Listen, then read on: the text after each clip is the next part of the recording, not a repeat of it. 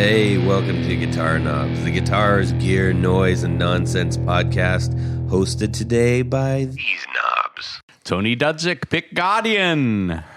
Jared is not here. No, Jared. Yeah. Hey, everybody. It's me, Todd Novak. Welcome to the Guitar Knobs podcast. We are thrilled to death that you are listening to our show.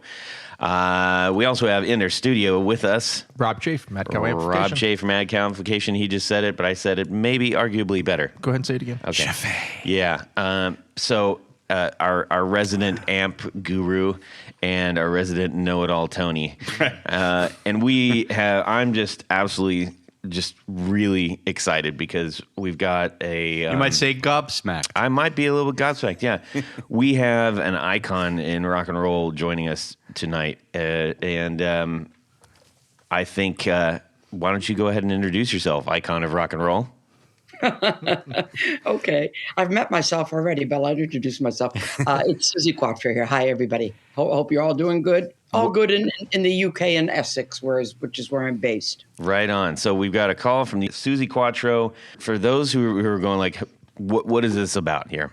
I'm going to do just a pinky toe dip so that we can proceed with the show, but you have an understanding of what we're talking about. This is somebody who is an absolute breakthrough in music on many different points, and that's what we're going to talk about. And why is that relevant? She's a bass player. We get all kinds of people saying, hey, can you get more, talk about bass? We're on bass. And I'm like, here you go, everybody. Icon of rock and roll, also a bass player. Todd, I'm going to go one step further for anybody listening who Yes. doesn't know who Suzi Quatro is. We're going to get into all this. Well, I'm going to tell them, Okay. hit pause on the podcast. Okay. Okay. Go check out the documentary Suzi Q. Came out a few years ago, and it is just 2019. Thank you very much. Boy, aren't you Johnny on the spot? Yeah. But excellent, outstanding rock and roll documentary. It actually goes into other aspects too, which we'll touch in a little bit later. But it's I certainly learned a lot from watching it, and here I thought I knew it all, but I don't. Yeah. Tony usually does know just about everything, so that is saying something.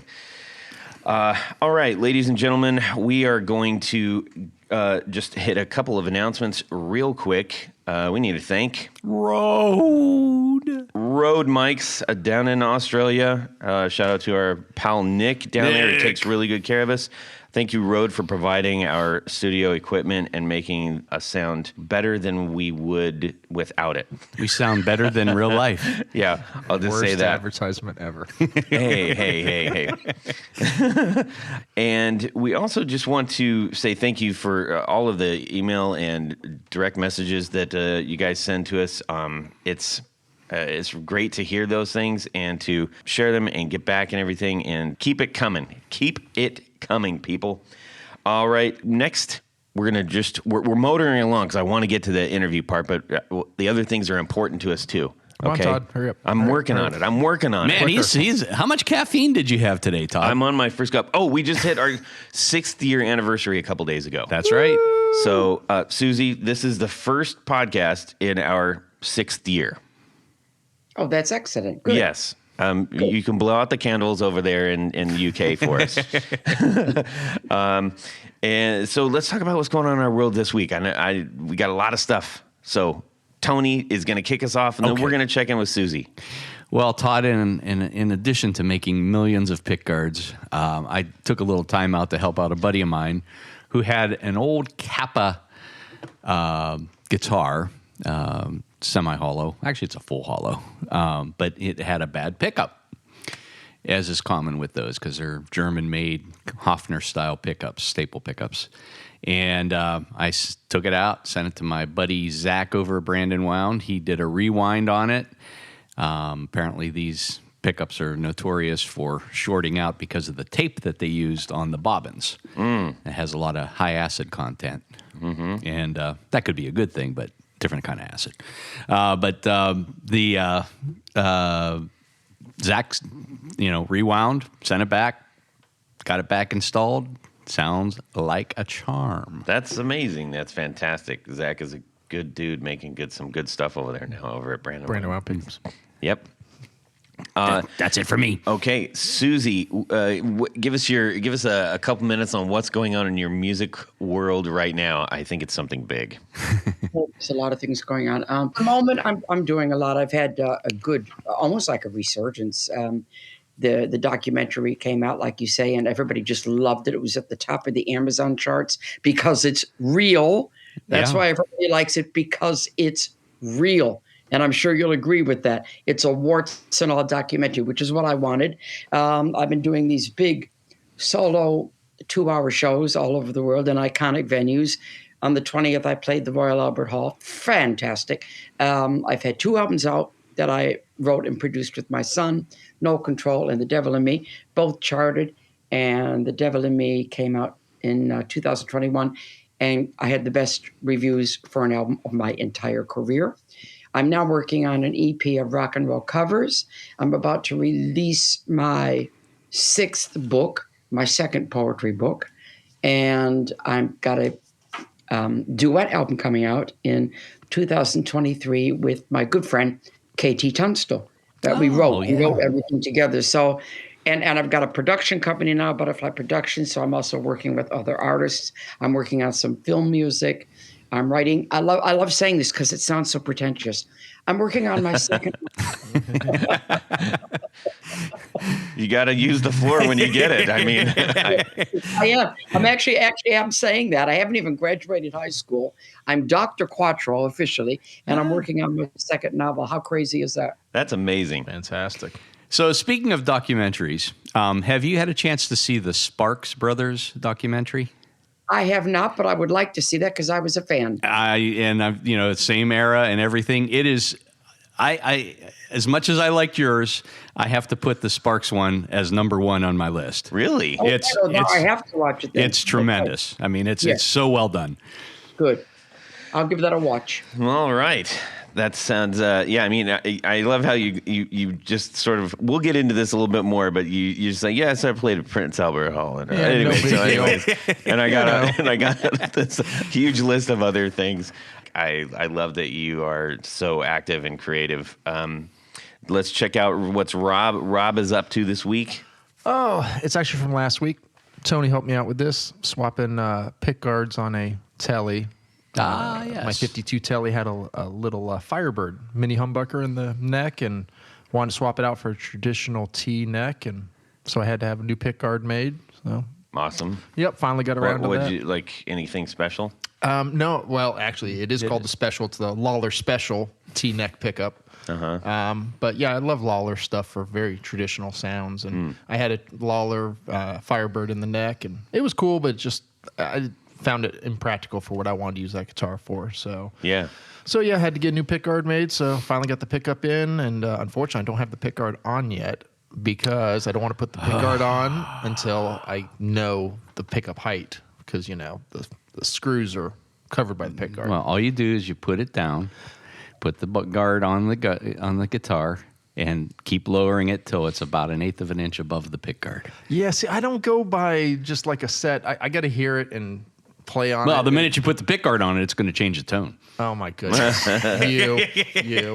So, anyways, but the pickguard will actually probably go on today or tomorrow because I think I've finally got it where I like it. But nice. So thank you, Tony. That's exciting. That's exciting. Yep. Todd, how about you? Well, I mentioned in last episode how I got this really cool fuzz face from Hello Sailor.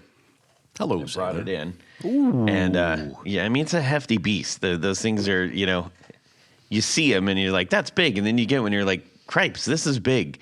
But it sounds fantastic. It really does. And he put a whole bunch of mojo into the back end, lots of interesting guts that he's got going on in there. But that also prompted me, as I mentioned, like, hey, I want to explore some of these other sounds that are here. So I went to the friendly neighborhood store, Relay. I mean, not Relay, we're here, Reverb. We're at Relay Studios. And I picked up a full tone 70, which is the BC 108C. And,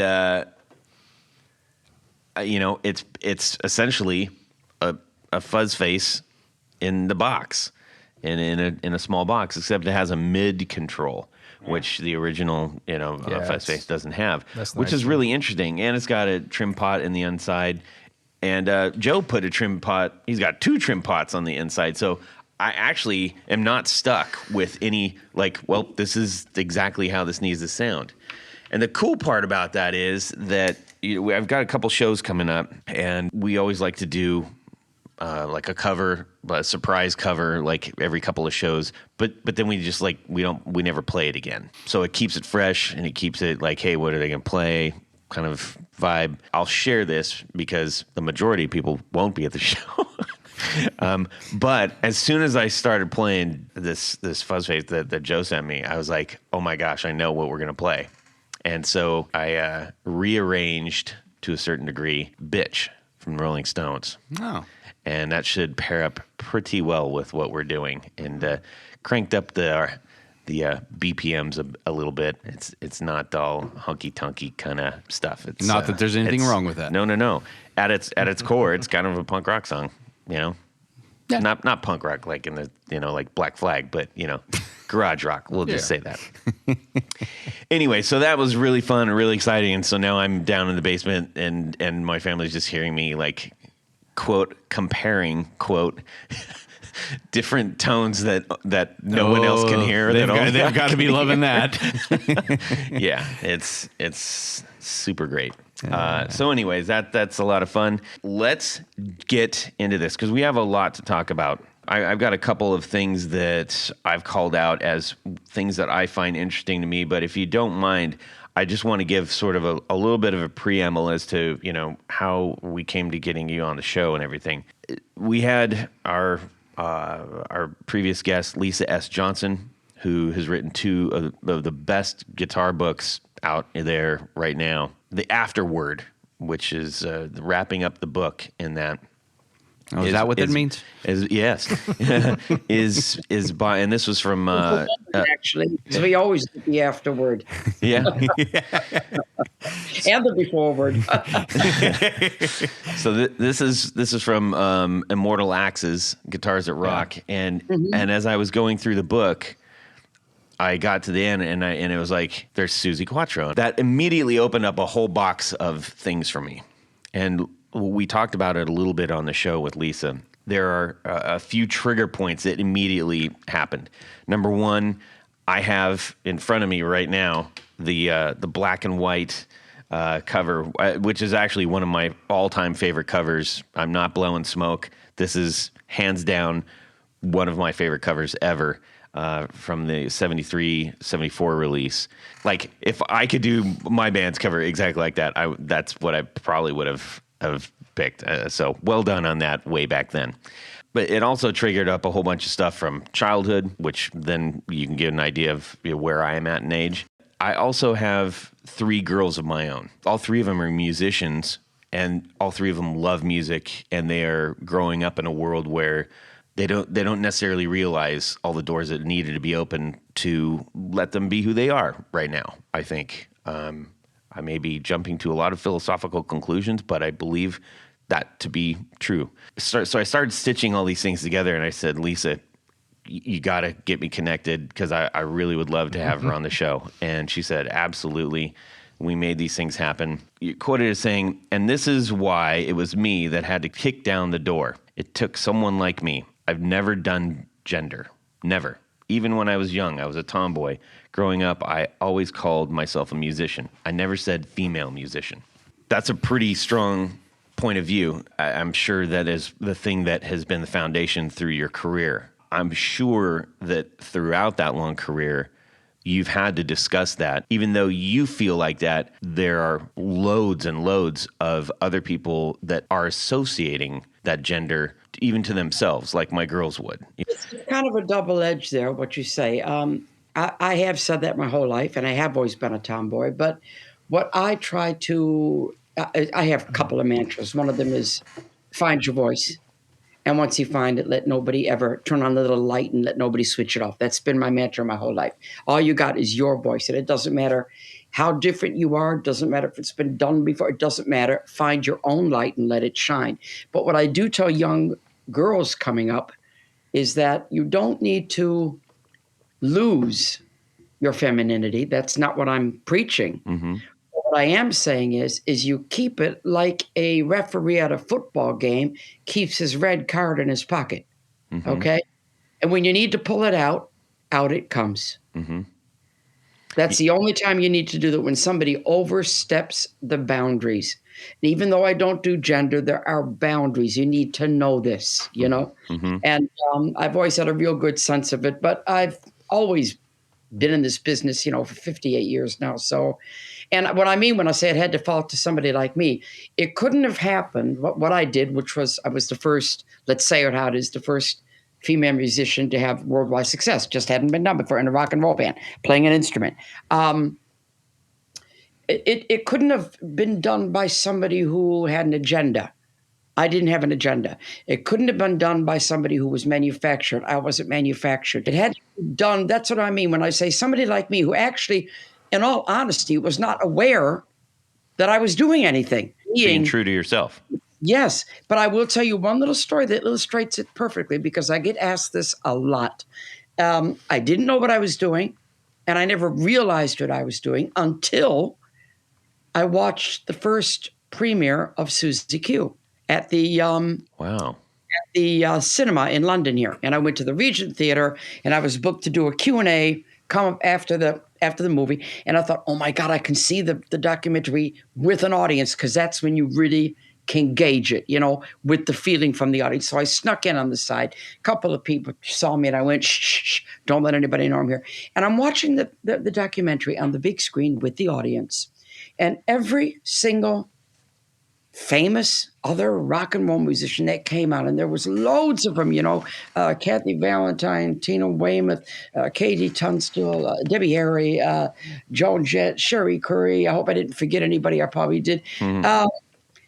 And I'm watching them say these things like, we never thought we could pick up an instrument till we saw Suzi. All of them giving me credit that they'd never seen anything like it before. And I started to cry, really cry. And I got home the next day, and I called my good friend Sherry, because she's become a good friend. And I said, I have to tell you. And to be clear, that's Sherry Curry from Runaways, everybody. Correct. And I said, I have to tell you something. And I told her what happened. And she was listening. And I said, you know, Sherry, I've just realized something. And she said, what? And I said, well, by me doing what I did, I allowed women all over the world the chance to be different. And she went real quiet. And then she went, and you just got that? That's amazing. One of my favorite stories. Yeah, it was like she might as well have said, you idiot, you know? Yeah. Only took 50 years. No, I legitimately, I got like goosebumps on my arms. Look, Tony, legitimately, yes. The electric tingles, because I think that says so much about your approach to things. And this leads to some of the questions that we've been discussing. You know, we're talking about a long career. I think we all know anybody who over manufactures anything typically has a very short career. Yeah, very. Because what lasts the test of time is authenticity. That's what lasts. People always say, how do you been around so long? I said, because I am what I am. That's all. You don't all have to love me, you know, but I am what I am. What you see is what you get. To help kind of paint the picture of, you know, when we say, oh, it's a breakthrough artist, or, you know, gender breakthrough, or musician, whatever those things are, let's kind of help paint the picture of what that actually means. I'm going to check the UK chart in 1973. Mm-hmm. Now, pay attention to this, everybody. These are a handful of repeat performers in 73 who scored number ones on the UK chart. David Bowie, The Sweet, Gary Glitter, Rolling Stones, Mott the Hoople, Roxy Music, Elton John, Elvis Presley, ELO, Thin Lizzy, Slade, The Faces, T-Rex, Alice Cooper, Lou Reed, George Harrison, Paul McCartney, Ringo Starr, and Suzi Quatro. Now, that right there, if nothing else, should help paint a very clear picture of how did this happen? Because like glam is in full force, especially in UK. Imagine what in your head what that looks like. Knee-high glitter boots, guys looking like full makeup and everything, glitter everywhere. All the music's over the top. There's me without a stitch of makeup on. Right. In a plain black leather jumpsuit. I was not part of the glam. I was rock and roll, but I started having hits in that era. So they kind of lumped me in, and the only girl. Yeah. I just realized that all those men and all the I never realized it at the time. I can hold my own. When you look at the album cover now, yeah, it looks like it could have been shot today. Yes. Well, like I said, yeah, it stands the test of time. I mean, I'm 71. And I'm still wearing the leather jumpsuit. So how lucky that whatever that image that I chose for myself was timeless. Yeah. Timeless. That just blows me away every time, like when I think about that stuff, because we talk about music. All three of us have been musicians at one point or another at the table here. Almost all of our listeners have or are trying to be musicians in some manner. They're writing songs, and the only thing that anybody ever wants to do is like, I just want to break, quote unquote, break through. Well, okay, again, I get on I have a lot of truths that I like to be heard. You shouldn't get in the business. You shouldn't become a musician. You shouldn't get in the business if your aim is to be famous. Mm-hmm. That's not the right reason to do it. The reason to do it is you can't not do it. And this is what I think is a lot with a lot of people today that are in the profession. They're in it to be famous, and that's not right. I mean, I would still be playing in a pub if I wasn't known. You know, that's all. But it is for me. It's been a lifelong job, and one I love as much today as I did at the very first time I stood up on the stage. The same feeling. It's like every gig is like the first one, which is amazing. God knows how many gigs I did. I want to make you guys are really green now. I hope you don't mind, all you musicians who have been musicians at one time or another, because you're gonna, if you could strangle me through this laptop, you would. Okay. Oh, okay. Here we go. Okay, you're ready. Okay, you're ready. Okay. We started the band at 1964. One of my sisters and me, all girl band, two other girls, sisters, and another girl. Started a band called the Pleasure Seekers. Everybody took an instrument. And I already played percussion and classical piano. I was trained on those. Mm-hmm. But I didn't speak up quick enough. So I said, hey, we're all on the phone. What am I playing? And my elder sister, Patty, said, you're playing bass. I went, okay, all right. I didn't mind. So I went to my dad, who was a musician all his life, and I said, Dad, do you have a bass guitar? And he said, yes. And he gave me, this is where you can strangle me. He gave me for my very first bass guitar at the age of 14, 1957, Fender Precision, gold scratch plate, sunburst finish, and striped down the back of the neck. Are you going to hate me now? But that was an old beat up guitar back then. That was only 7 years old. Oh my God. I tell you what, I do see when I tell musicians that sitting across and they look at me and they're kind of thinking, you bitch. No, that's a great starter instrument, no doubt. Yeah. And I didn't question, because I didn't know anything about it. I didn't question if there was a smaller bass available, if there was a lighter bass available, if there was a shorter neck. I didn't question it because I was given this bass to play. Right. And you were 14? This is what I learned. And it's no mistake I became a good bass player because I learned I'm the best and the hardest. Hardest to master. I'm only a little girl, Yeah. you know? Yeah, I was going to say that the bass is probably or you half smaller than the bass. Well, it comes up to like just above my cheekbone when it stands on the floor. So, jeez. Even Alice said in the documentary, good friend of mine, Alice Cooper, he said, why didn't she get a smaller bass? So I didn't know there was one. And I'm glad that I learned and still love this kind of bass because many people have said to me that have worked with me, I look like I was born with a bass in my hand. It's very natural. That's cool. And that isn't something that we don't get to hear from a lot of bass players. Certainly none that have been doing it as long as you have. Let's talk about that a little bit. Do you still have that bass? Yes, I do. In fact, I use it in the studio. I won't take it out on the road anymore. but I have it in the studio. I have a little confession. You guys will like this. So you're probably a little bit too young, but I'm going to tell you anyway. Along with that bass, my dad, that came in the original, that tweed colored bass case, the original Fender, and it came with the Fender Bassman amp. So I had the original case with it and a Bassman Fender amp. And this was the 60s. That's my only defense. I spray painted the bass. Yep, no. I wrote on it. Are you ready? I'm so embarrassed. The spots of eternity are square.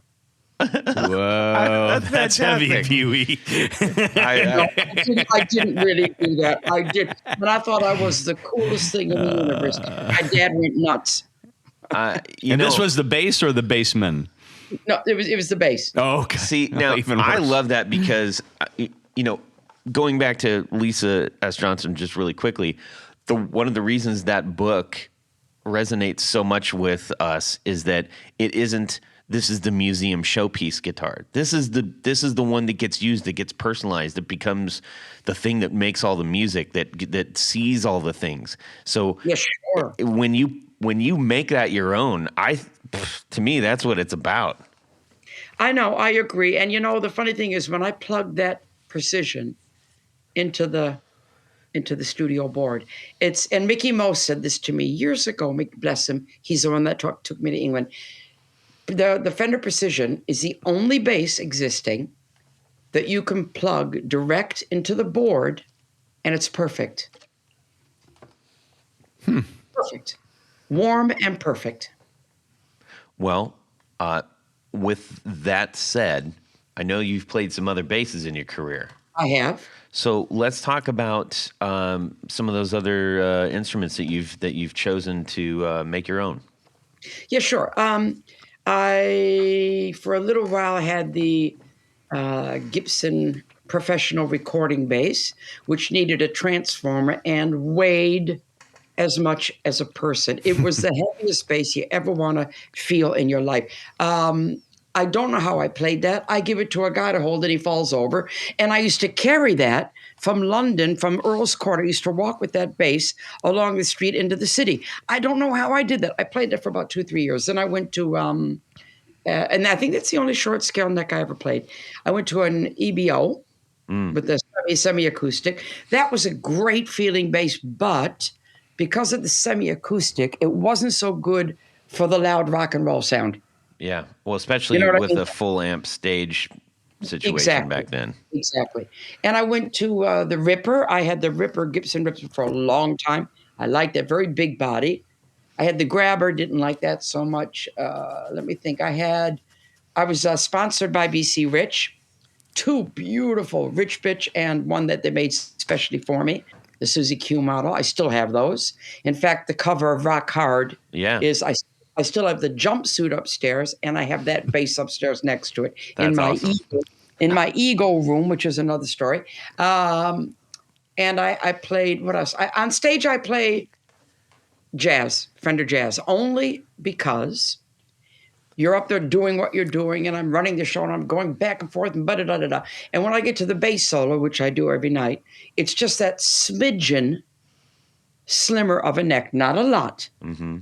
But enough to make the difference when you're going for the show-off status part of the show, Sure. So I'm back to that, and I had status for a while, but I was never really comfortable. But the graphite neck was wonderful to use. But no matter what happens, I kind of go back to my Fender. Benjamin Rios, he's made me 2 Rios guitars. One is called the Wild One. That's on my wall at the moment. I need to get that in the studio. It's good. So I've got about maybe 15, 20 basses, but I think Fender is my home. So on the BC Rich, when somebody posted a photo of you in a band not terribly long ago, and it looked like everybody had the guitar players and you had matching BC Rich guitars. We did. We had matching pink BC Riches, and I'll tell you what, that went down a storm with the audiences. Really a storm. In fact, Robert Palmer, the little stinker, God rest his soul, he came to us at a German TV show, and he said, I've just made a video for, and I can't remember the name of the song, with the girl musicians in it. Oh, yeah. Need a title here. Simply Irresistible. There you go. Yeah. But there's a victim of love. He said, he said, I stole your idea. I've got girls playing behind me with matching guitars. I said, okay, at least you admitted it. Nice. Oh, my. Indeed. Now, with your amps, have you varied those through the ages? Yeah. In fact, way back in 64, we were sponsored by Sun. So that was good. Yeah. So that was my first ones in the Pleasure Seekers. When I came to England, Mickey bought me an acoustic, which had that, the reflex speakers, so it bass is notoriously hard to amplify. Now they've got it together, but for a long time, notoriously hard to amplify. So the reflex speakers threw the sound out. So that was really, really good. I now play orange. I've been to a few. I have had Ampic for a while and da-da-da-da-da. But the funny thing about bass is, and I've said this for years, just now it seems to be okay. But for many years, you would get it right for you on the stage, and it would be wrong for the front of house. Then the front of the house would say to you, good, and you'd say, wrong for me. Very hard to get that balance. You want the boom, you want the power, but you also want the clarity. Mm-hmm. And what have you found is the best balance for both stage and audience? Well, I'm using orange at the moment, which work really good. And I think the compromise for me is to put a teeny bit more treble on stage than what I would normally have, knowing that that's going to transfer out of the speakers good. So, and if it gets to be muddy, a good trick to use is to just put a smidgen, and I mean a smidgen, of bass into your monitors. Just a teeny, just so you get just a little bit more of a feel of it, because a lot of times you're so far away from the amp, and I don't use in-ears. I did for a while, but I don't use them now. So everything is done organic. Yeah, I'm just going to do a little throwback here. You just mentioned, and by throwback I mean to 15, 20 minutes ago. But you mentioned that you playing the Prince Albert Hall was maybe the highlight of your career. Well, I've done a lot of gigs, and I've played a lot of great places. I played Sydney Opera House, I played Madison Square Gardens. I've played everywhere. But I don't know what it was about this gig. I guess I'm 71. It's the iconic venue to play in England. It was a solo show, 2 hours with an interval. Let's just say I really had something to prove to myself and to the audience. And I felt that. And I went out there and I got a review that I've never read anything like it before in my life. So it was kind of like I went 3 rounds with Tyson and I won. That's awesome. I would think that a close second, anyways, might have been making the cover of Rolling Stone in 75. Oh my God. You know what I always say about that? All of us have a moment in our life when we're just sort of, I guess I'm going to say, looks wise, you're at the top of your game. We all have certain pictures. Sure. And that one, I look at that and I'd say, I look like that. We got to have those moments in our life, Yeah, that's fantastic. It's words and a full-size picture of you, period, end of story. There's no background. There's no nothing. It's so fitting with... Yeah, that is fitting. You're right. Like I said, I don't like bullshit. Yeah. Tony I'm loves afraid it. I'm not very good at it. He's full of it. Yes, I am.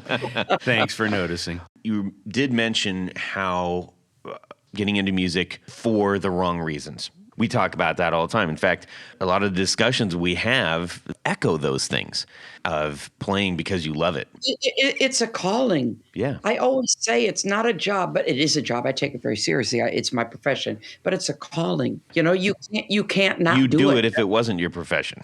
Oh my God, sure. Yeah. I mean, I go up everywhere. It's no secret. If I'm at a bar or something or a pub, people on the stage, I'll get up and play because I love it. That's great. Now, with that in mind, I'm gonna put you in my eyeballs here. You can steer the eyeballs of my head right now. I have to make a pun on that. Suck it to me. Sorry. I'm sorry.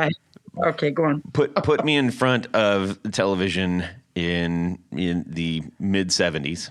I'll just say that. and which is where I was sitting and watching my absolute favorite show. Favorite TV show, sure. Sure. So you know where I'm going with this. I sure do. And in walks Leather What is this? Tuscadero onto the Happy Days set. Yeah, and, yeah. I mean, that was like, yeah, the hand moved the whole 9 yards. Like, I mean, you had me. and everybody else that was watching at that time. I mean, that was like gonzo. And anybody that doesn't know Happy Days, I apologize, but you're going to have to go back and watch some of this stuff because it is a great show.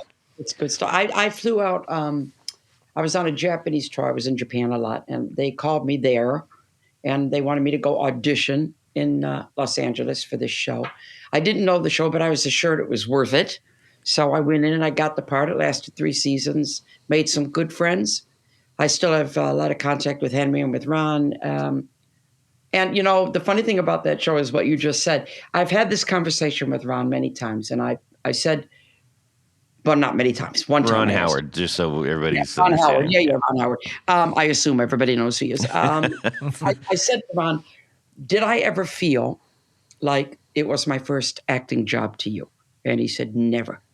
And I said, did I feel like I was new to the show? And he said, never. You fit in seamlessly. And it felt very natural, didn't it, really? There she is. Yeah.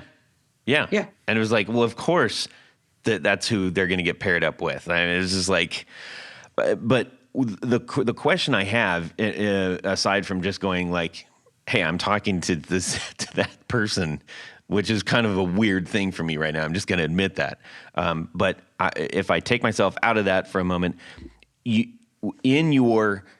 that clash with sort of the thing that you were? Did that color the next bit of time for you, or can you talk about that at all? Elaborate? Sure. It gave me, and everywhere else in the world, it gave me this kind of, oh my God, Suzi, you've had so many hits, and now you're doing that too. That's what it gave me, another feather in my cap. Mm-hmm. And in the States, because I didn't have as many single successes, although they knew me, I was touring here and everything. They discovered Suzi Quatro through Leather Tuscadero, which is nutso. Of course, I had in the midst of that series, the 3 seasons, Stumbling In was a million seller, so they knew me. But there was a little era, which it talks about in the documentary, Mm-hmm. of everywhere else in the world was having this certain kind of hits with certain groups, and they weren't going in America for some reason. So I missed out a little bit on the hits, but it doesn't matter because everything happens as it happens. In America, they will often say, oh my God, you played Leather Tuscadero is the most important thing to them, you know, because it was a #1 show there for so many years. Mm-hmm. And in fact, I found out after I left the show from the secretary, when I went back to Paramount on a visit to say hello to everybody. And I found out that after Henry, I got the second most fan mail, which just blew me away. Wow. It doesn't blow me away. I can understand. What's with the fan mail? Hey. No, but they had the script for a very long time. Gary Marshall told me this, and they wanted to find a very specific type of person. And now we're going back to what we said previously. Yeah. They wanted somebody who was tough, but who was also vulnerable. Mm-hmm. Somebody who could act and possibly could sing. And the daughter had her Rolling Stone covers all over her bedroom wall. Mm-hmm. And Bonnie Hallen, who was Gary Marshall's sister, walked in. And she said, oh, my God, who's that? Pointing to my cover. And she said, oh, that's Suzi Quatro. She said, that's who we want. Isn't that crazy how things turn out? Right place, right time. Yeah, for sure. Yeah. So, do you feel that the role you played on Happy Days gave you the confidence, maybe even the skill set to move on to musical theater?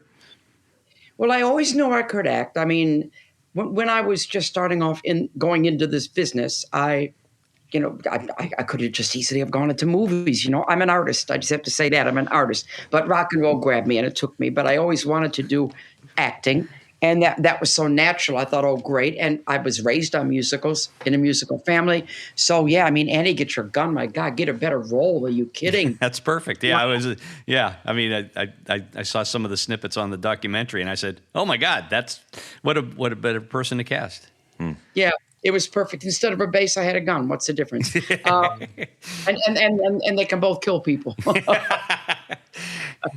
I have a question regarding music writing, and I guess that's not usually how you say that, music writing, but music creation, songwriting, even musicianship. It is difficult. I'm saying this more as a question or just an assumption. It has to be difficult because there aren't that many that have had a career as long as yours, and we know that through, the decades, just as everything else happens, things come in, things go out. New things come in, those things go out. And we've seen so many bands that have been in the game this long that haven't necessarily weathered that storm very well. Somehow they're still, making it. Others have long gone by. So I wanted to find out from you, just from a songwriting and whatever else component goes into this, what do you think the key to your to that success has been? And has there been any times that you're just like, I don't know if this is going to keep going or not? I do want to use a brief example. Motley Crue, top of the world for many, many years, just absolutely had a flaming bag of poop for a career in the mid 90s or in the early 2000s. Ultimately, they got kind of out of it, going back to what they have done better. That's an example. Have you experienced any of that? First of all, I don't write fiction, and 99% of the time I write about things that have happened. So that keeps it fresh, keeps it topical.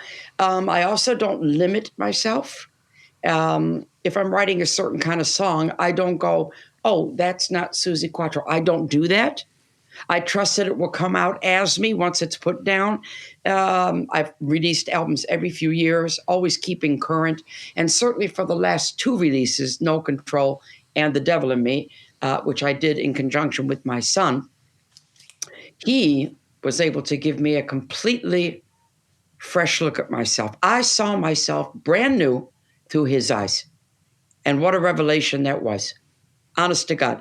It was like I was back at the beginning. He actually said to me, for The Devil in Me, we need to make your first album, Suzi Quatro, our benchmark, and this album needs to be as groundbreaking. And I tell you what, nearly every journalist I talked to said it's your best work. So we've accomplished that. You have to keep your ears and your eyes open, but you shouldn't try ever. I think it's bad if you try to fit into a trend. Be your own trend, walk your own road. Let people come to you. I appreciate that. I think most of the people, at least that I talk to, they're trying to find some sort of voice, or as many can say, originality. Not in the sense of for the sake of being that, but I mean, at least I'll speak for my own self and my own band. I get a lot of flack from even my band members and other people that are friends because I put a lot of stock in trying to be as true to what I think my vision is for the band, and finding a way to say that voice that does come through, I want it to feel authentic, and I also want it to feel not like, oh, you're this. Like, I hate the idea of being like, oh, you're this kind of thing. The pre-expectation. I'm the queen of don't box me in. I tell you what, I will never have that as long as I live. Don't box me in. Yeah. Don't box me in. You got to keep your vision wide, and yourself. I have a really good bullshit detector in me. I know if I'm not going the right way. Sometimes you start a song and you think, nah, this is not what am I trying. You're pretentious, So you just got to trust your inner self. Mm-hmm. When you're being real. Of course, everybody does. Everybody does. I mean, certain things, certain times you get into the studio and that little chill goes up the back of your neck. Oh, I love that. I love that when that happens. Yeah. There was and I've got to leave in 10 minutes, by the way, because we did say 1 hour and I'm going out. But quite all right. I'll give you an example. Of what we're talking about. We were writing for The Devil in Me. Pandemic was on. All my gigs were canceled. All my son's gigs were canceled. He was out in the studio. I was on the patio writing. For this great album that we made. And he left the door of the studio open. And he had put down a track with the drum track, a bass part, and a guitar part. It was just a track. And it came out of the studio. And for a brief second, I got a little bit annoyed because I thought I'm working on something here. And then it was like somebody shot an arrow in my heart. I could hardly breathe. And I went, oh my God, what is that? And I knew as a writer to not let my brain think. You know what I'm saying, don't you? Mm-hmm. Don't think this. So I just kept that feeling. And like a zombie, I walked up to the studio and I said, what is that? And he kind of, it's just, I don't know, just something. I said, do me a favor, Richard. I said, give me the headphones, put the mic on and play that track. Mm-hmm. And without any thought being put to it, I sang the first 4 lines of the song in a voice I'd never used before. And the song is My Heart and Soul, I Need You Home for Christmas. And we just looked at each other and this is creation at its best. You don't know what's going to happen. And I think what it did in hindsight now, it awakened the Detroit in me, that particular one. Because there was no other way that you could sing that song. And just to bring the conclusion to that story, I was in the studio then. The album was made. The horns were on, the strings were on, the BVs were on. And this is important. Suzi Quatro was now putting on the vocal to the finished track, okay? Mm-hmm. I started to sing, and Richard stopped the track in the studio. Now, it was embarrassing because there's people in there, Mm-hmm. And he said, he unfortunately said, Mom, you're not doing it. Of course, I went right there. I said, what do you mean I'm not doing it? He said, don't get mad. I said, what aren't you getting? And I got very defensive. And he said, Mom, be quiet and listen. And he put on the demo. And I went, oh my God. So Suzi Quatro had to leave the building, basically. Gotcha. And you know what I'm saying? Yeah. And I walked around the block, came back, and I did the song. Boy, he was completely correct.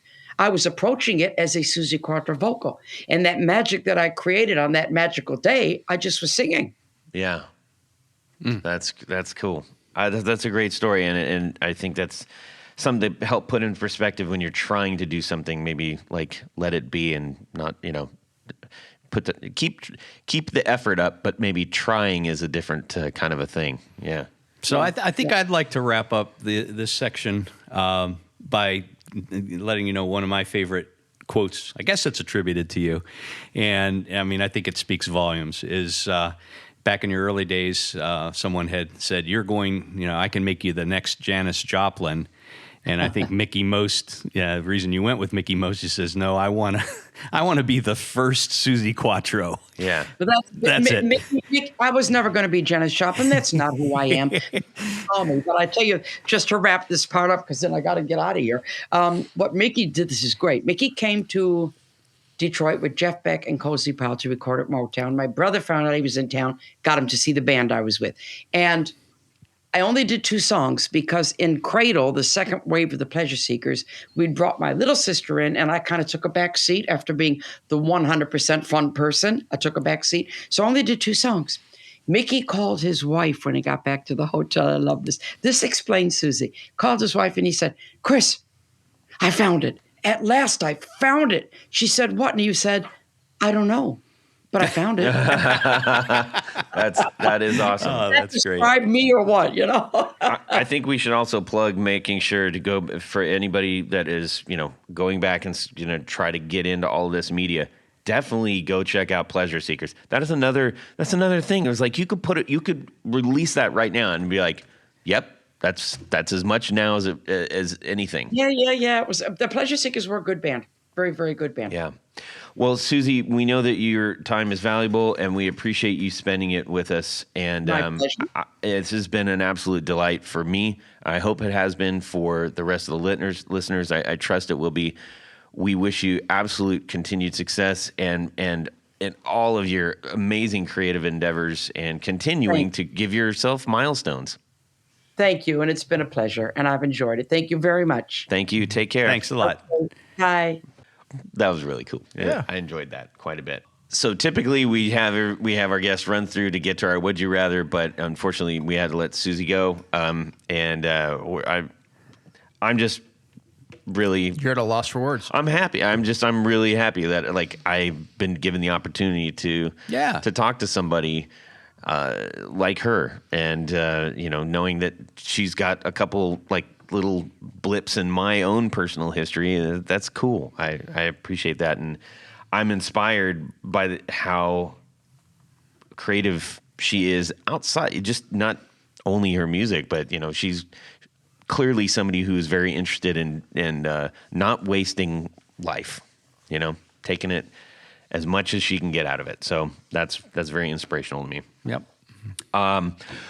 Well, we are minus Suzi. We're going to up in the El Camino, and Jared's lights are off. Jared, are you home? We just saw him take off. He just called. He said he's got to go to a wedding, which is actually what he's doing right now. I don't know. Is he getting married? I don't know where he got a tux. I wonder if his wife knows. Where does Jared get a tux at? I don't understand. Boy, I got some really smart comments, but I'm going to be nice. Yeah. Anyways, so we've got we missed you, Jared, and we always miss you. But we're going to try to do this without you. It's tough. As best we can. Best we can.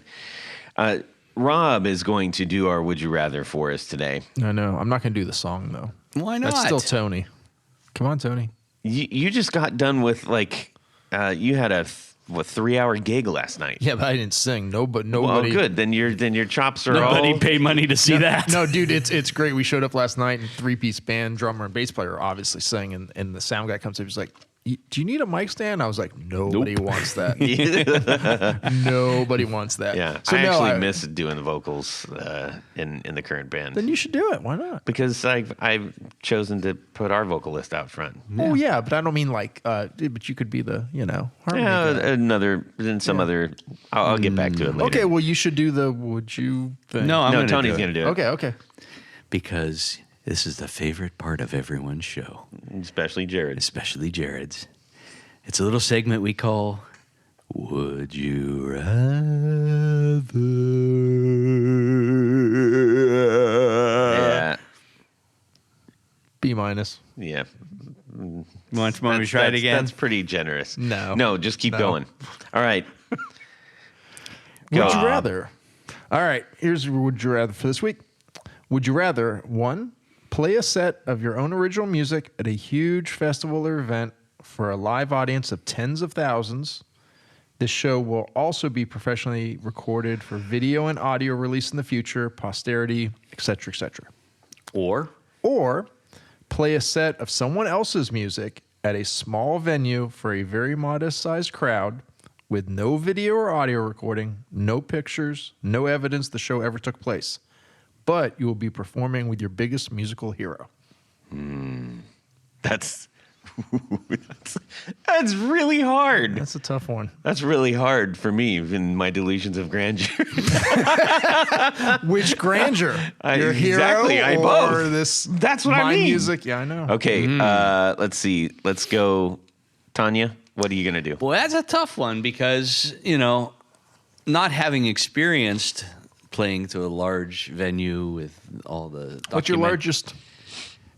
Guess. I mean, it was up in Youngstown, like the size of the Newport. Okay, that's pretty good. So yeah, 500 people, but nobody was there. I meant number of people. Largest number of people. Oh, I mean, probably a couple hundred people.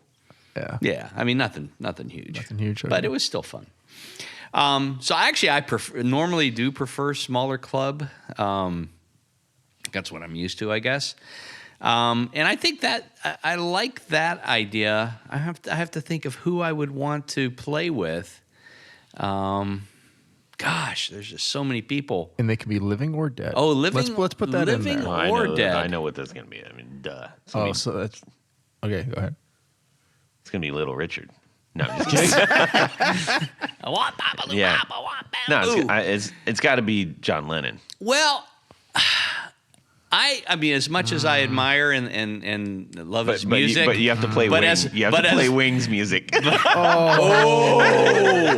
Oh, now that would be fun just to get John's reaction to that, or everything off of Ram. Yeah. The whole Ram album has performed by John Lennon. Yeah. Now I kind of like that because that would make him very uncomfortable. And now, as much as I love John Lennon, I mean, the stories that I hear of him, and I mean, he sometimes could be not such a nice person. And so I think it would be difficult unless he was in a really good mood. You don't want to ruin the vision of your hero. Yeah, sometimes. Never meet your heroes is, I think, the quote. Yeah. So I'm going to do a set with Suzi Quatro. Oh, right. And we're going to do all Runaways songs. Oh, wow. That's interesting. Yeah. Okay. Suck it up to the guest. Yeah. All right. Rob, how about yourself? I do the big show. Yep. Really big shoe. Big show, but no celebrity on stage with me. No. So, I mean. Well, you're the celebrity. Yeah, Okay, there you so go. what- Exactly. If I'm playing for tens of thousands of people. What venue? What's the venue? Oh, I don't know. It'd have to be some huge festival thing for be that big. I don't know. What's I don't even know names Leeds. of any big fest. Okay, yeah. I mean, something pretty big one. Yeah, something like that. Interesting. So just because, like, I'm trying to imagine, like, I don't know. I don't really have musical heroes necessarily. It's weird. It's like I admire. Or if you're in musicians. Greece, they're heroes. Heroes. Yes. Well, those I do. Yeah. I mean, I have lots of those. But they're not musical. Right. They're not musical at all. So, yeah, I'm like, like musical guys that I kind of, I don't know, are influenced by aren't the big rock stars. They're the guys like, Chris Wall from Death Cab for Cutie. He was one of the guitar players, but he wrote a ton of music, and so it's like I gravitate towards what he wrote and stuff. So it's not like John Lennon You're or so somebody like weird. that. It is weird. I know it is. No, you're weird. It's not weird. You're weird. Damn, Todd, Man. He's cut me deep, Shrek. I think he makes Lennon look like an amateur. What I have to do to you? That'll do, donkey. All right. Well, I'm going for the big shoe too. I love I love playing. Like there's a bar that we play here. Actually, it might actually be RIP at this point in stage. What's your biggest crowd Biggest crowd so far? I think we did. That was about 400 people. That's respectable. And that was a previous band, not the current band I'm in yet, or at this point. But Right. anyways, Not there yet. I would go like there's this little bar called a Tree Bar here, which Little it is. bar. It is little, but And it's why like is it called the Tree Bar? Because it's kind of like It's built a around tree the house tree. built on a ground, Yeah. built on the ground. There's a huge tree that ran through the middle of it, right through the roof. They built the place around the They tree. cut the tree out, right? They tree did is cut the done. tree out, and it's a stump. So everybody puts their beers on the stump and all that is stuff. weird. But I mean, you're right there. Like if you're spitting your lyrics out, it's gonna land on somebody like a foot away from you, which has this great electricity. I would probably obviously. I think most people might be considering this too. Like if you're playing right next to your hero, I would be more focused and or worried about like whatever's happening with that. Just because I don't have the long professional career of like, I do this every day, and like I've shared the stage with many people. I would just be like kind of freaking out that person would be there. So who would that person be? Joe Strummer. I was getting. It's probably gonna be Strummer up there. It's either Strummer or Liam Gallagher. So No. no, not Noel. I like Noel. Wow. But Liam's If the Noel's man. listening, you're Liam just is like dismissed. Liam's a business. Period. End of story. Anyways, What about Dave Grohl? so I'm gonna go for the big one, and I'm gonna go for the biggest thing I can think of, which is Glastonbury. I mean, I want the flares, the flags, the light show. Freaking bring it all. And the to Ferris me. wheel in the background. Bring it to me. Okay. Then. Yeah. Wow. Yeah. How about that? Yeah, and we'd go on right before the hives. Yes. You're even picking the lineup. I mean, like well, that. some of it, Anyways, Got to do what that you got was to a do. really fun one. Mr. Man, Rob came up with that one. Mm-hmm. We have a couple others that we just got, and I'm very excited about those. One of them is in the future, next episode, I believe. It's amazing It's you'd like see a in the future. serious one, not serious in like, oh no, it's dramatic, but it's not a whimsical one, but it's like, hey, help me solve this problem, you guys. Okay, cool. that's cool. Hey, that's a good idea, actually. Yes, they don't all have to be gonzo. So Right. if you're like, oh, well, if that's a part of the thing, send in your would you rather's, people. We love to pretty hear them. cool, actually, We just yeah. got We two can be the more. problem solvers. Yeah. Or problem makers. yeah. We need to say More thank likely. you to a handful of people right Yes, Todd, because at this point of the show, there's a special group of people we love to thank. These are our executive producers, the people that help make this podcast possible. Now, you might be wondering how you can become an executive producer. It's real simple. Head over to patreon.com/the Guitar Knobs. Check out a couple different levels in which you can participate, become a sponsor, a patron of this very podcast. Each level has some great thank you gifts. But as an executive producer, there's one thing more. now. What is that? What is that? Oh, you get to have your name read on the thing. You get to have your name Sorry. right on Yeah, the thing. You did it without a card or anything. Wow. right. That was impressive. Yeah, I mean, take that, Jared. yeah. I think Jared's going to have a wedding every week now. Maybe. Oh. I hope not. That's terrible. No, we want him back. Oh, sorry, Jared. So special thanks to these executive producers.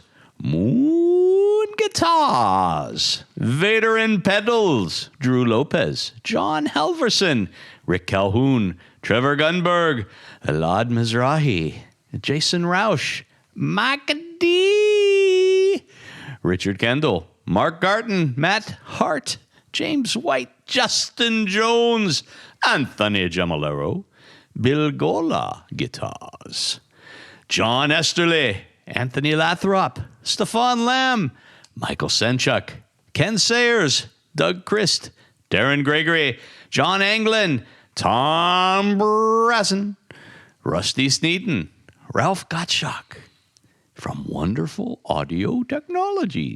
What? Yes.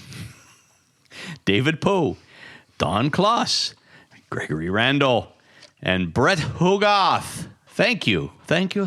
Yes. Ah, Hey, really quick. Todd. But I actually want to say, hey, big shout out to Don Kloss. He sends us all kinds of great questions and stuff that we handle off the air and on. So kudos to him. Well, before I was so rudely interrupted, I wanted to say, I'm sorry. There's a special group of executive producers. We call them our Grand Poobahs. They wear a fez upon their caps whilst listening to this podcast. Yeah? Yeah, on their caps. Yeah, they I'm wear just- a cap. I'm gonna let you go with that They one. wear a cap and a fez upon it. Okay. There you go. Before you start correcting me, because I know the rules. I made the rules. You know what? We also serve a special dinner at the Penthouse Suite. Oh, that's right. What is it? It's macaroni and cheese with orange wedges and General Tso's orange chicken Ooh. and orange Gatorade. Or Orange Crush, whichever you prefer. Yes, true. I mean, that goes without saying. So special thanks to these Grand Poobahs. Tom Emanasco, Ricardo Higuereda, David Kaminga, Brandon Wound Pickups, Hex Matos, Michio Murakishi, Bob Crouch, Jack Cadian, Sam Jett, Tyler K.C. Rhines, LSJ Music Company, John Williams, James Pennington, Adam Johnson, Steve Keys, Cody Foster, Science of Sound, Brian Robinson, Jonathan Jerusik, Corey Nigro, Michael Van Zant, Tim Nowak, Jonathan Daly, Martin Cliff, Sean S. And Eddie Serratos. Thank you. Indeed. I want to call quick attention. We've got some fantastic guests coming up. Who? I'm excited about this. Who? We've got Andy, Guitar Geek, YouTube sensation, and he's a good dude. Loves guitar gear, funny guy, asks a lot of great questions, blah, Yes. blah, blah. We also have Who?